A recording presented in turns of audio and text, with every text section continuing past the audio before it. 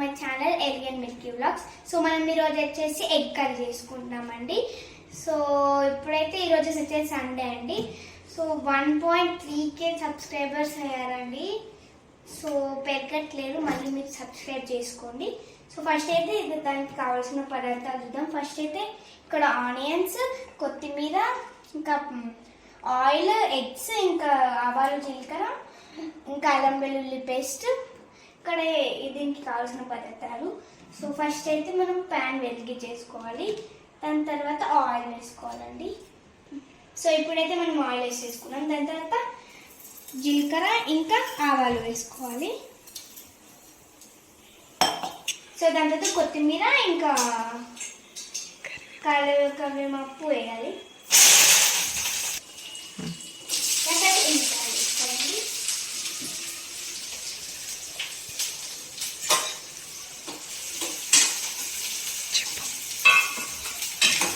కలుపుకోవాలండి.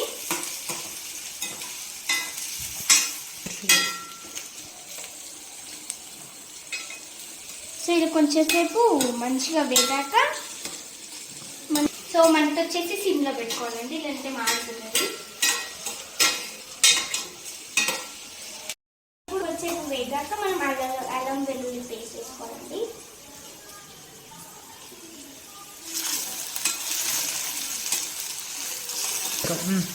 ఇది వేసాక 2 minutes సిమ్లో పెట్టుకోవాలండి. సో కొంచెం వేగాక మనం ఇప్పుడు పసుపు వేసుకోవాలండి. కొంచెమే, మళ్ళీ ఏదంటే మూలో కలర్ చేంజ్ అయిపోతుంది.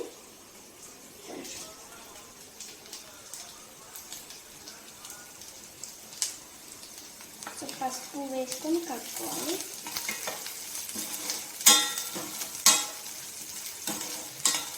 సో పసుపు యాడ్ చేసుకొని కొంచెం సాల్ట్ యాడ్ చేసుకున్నానండి. సో ఇంత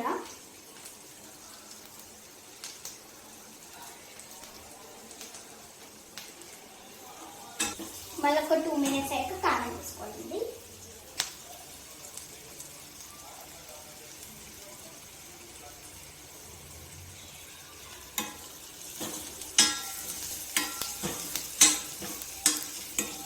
సో చూడండి, చాలా కలర్ఫుల్గా అయింది. ఇప్పుడే తినాలనిపిస్తుంది, కానీ ఎలా తింటాము. ఎగ్స్ వేసుకోవాలండి.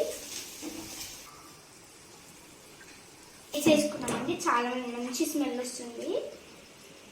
So 5 minutes ఉడకనివ్వాలండి. సో దాని తర్వాత తీసుకుంటాం. ఎలా స్మెల్ అయితే చాలా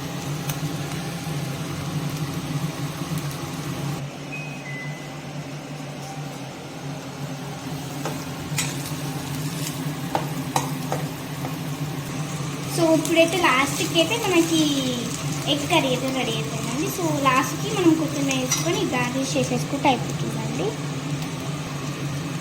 సో ఎగ్ కర్రీ రెడీ అయిపోయిందండి. Watching, subscribe to my channel. Bye, Alien Milky vlogs.